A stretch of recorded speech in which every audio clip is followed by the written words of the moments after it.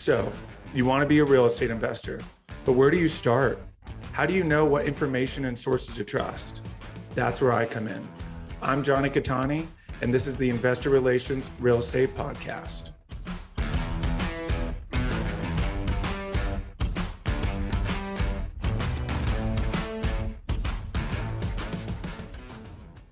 Hey guys, real quick, before we start, go to investwithkatani.com and download my free ebook, Is Commercial Real Estate Recession Proof? Now to today's show. What's up, guys?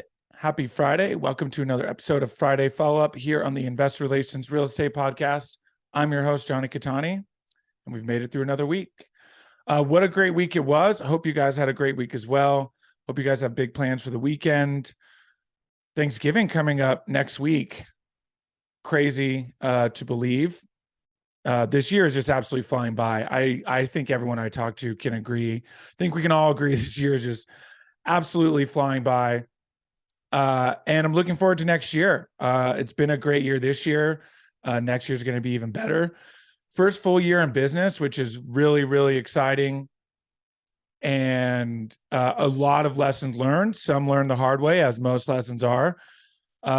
Really, really solid foundation of some things, not necessarily what not to do, but now reflecting back, I have a refined view on where to actually put forth my energy and what things aren't as important. So really excited for that. A lot of awesome changes coming just in terms of my business, but I've talked about that all in the past, and I'll kind of continue to talk about it.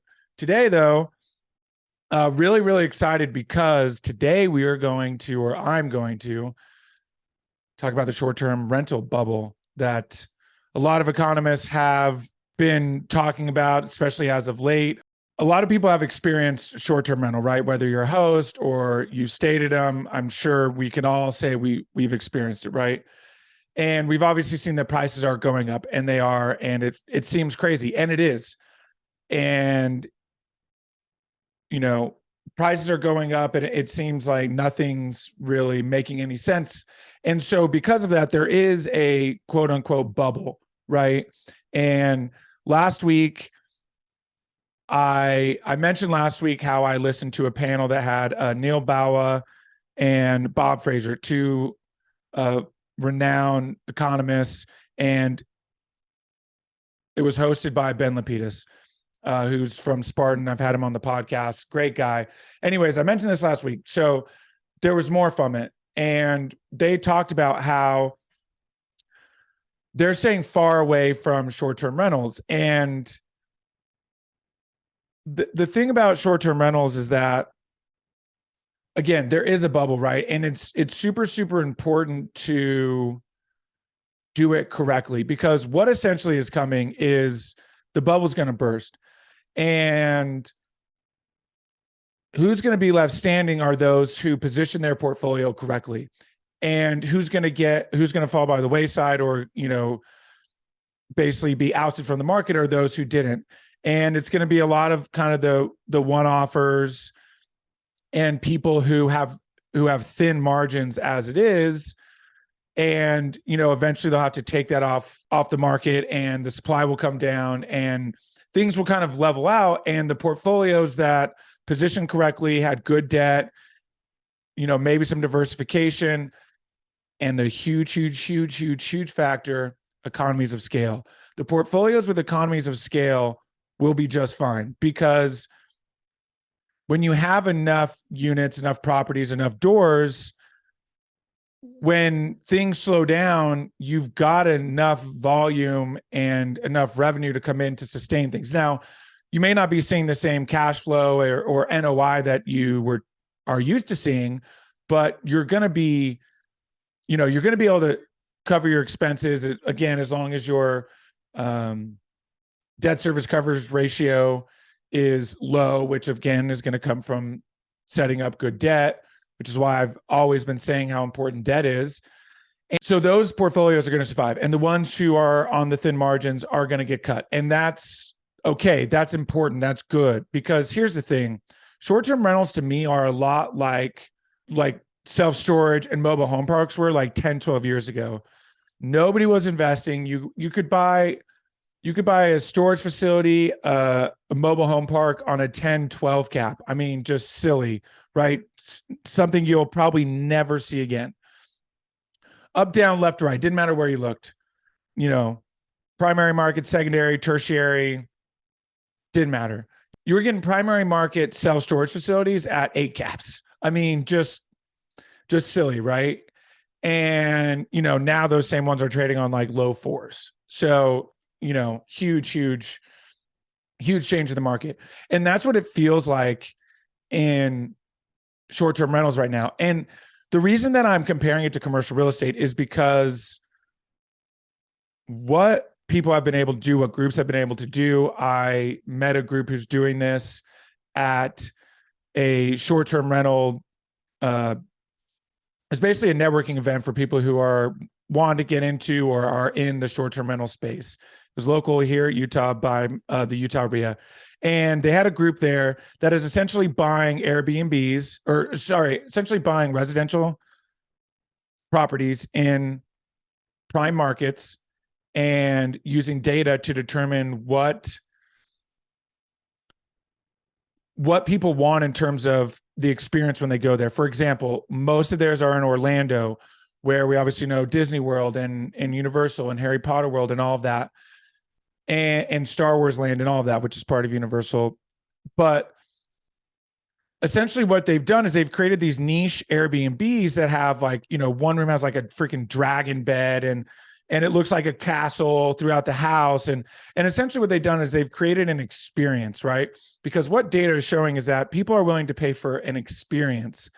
And so instead of just, hey, here's my house, you can stay in it, and, maybe it's got like a pool table, right? And that works. Don't get me wrong. That definitely works.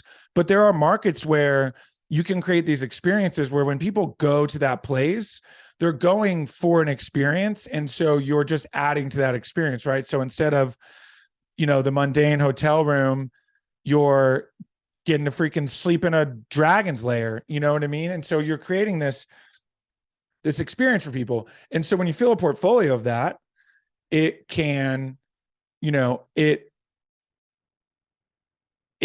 essentially creates a commercial product, because you've now taken something, that was traded on comparables, right? Whenever you're dealing with transactions in residential space, it's on comparables, basically going to be worth whatever the same property or similar property sold in the most recent time frame. However, when you take a residential property and you turn it into a commercial property, and you start putting it on an NOI and looking at it from a commercial standpoint, and you start creating a business behind these short-term rentals, and they're now trading on cap rates instead of comps, you've now created a commercial product. And so what you're seeing is short-term rentals being traded on 7, 8, maybe high 6 caps, which is very high. In comparison, in some of the same markets, you're seeing, apartments and self-storage facilities traded in the low 4s, maybe high, low to high 4s, maybe a low 5, right?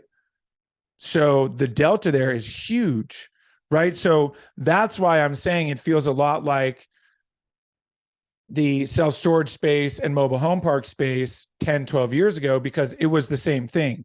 And so essentially what I'm getting at is everybody's looking right. Everybody's looking at the self-storage and the mobile home parks, and that's great. And they're still incredible assets. I've talked about self-storage on here. I love it. It's an incredible asset. But when everyone's looking right, the money's going to be to the left, right? That's that contrarian view. That's what, my mentor, Hunter Thompson, talks about all the time, that contrarian view, how it led to his success. He got into self-storage and mobile home park space 10, 12 years ago, which is why I'm sort of reiterating this and why I feel like this was short-term rentals. But here's what I'll say. One, I should have said this in the beginning. I'm not financial advisor, CPA, lawyer, any of that. So this is not advice. This is just what I see from talking to people, the data that I look at. I'm constantly looking at data, reading reports, there's a lot of free data out there, a lot of free reports out there, a lot of great, good content to get the data that you want, right? There's a lot of obviously noise out there as well, but if you're gonna have to try a few sources, but eventually you're gonna find the 2 or 3 that you really like and really subscribe to. And that's what I've done. So I'm just constantly consuming their data. So this is what I'm seeing from my standpoint. And to boot, if you're set up correctly with your portfolio, because you're buying residential properties, those are starting to cool off. Those prices are coming down 10, 20, 30% in some markets, right? And so now what you're seeing is, of course, interest rates are high, right? So there is a bit of a trade-off there. However, I think that prices are just going to go down, right? Whether it's residential all the way up to asset prices, there's bubbles all over the place. And I don't mean these bubbles where things are just the floor is going to come out and everything's going to go to zero. I just mean that, prices have been going up too high, too fast, and what goes up must come down. So that's all going to happen naturally. It has to happen.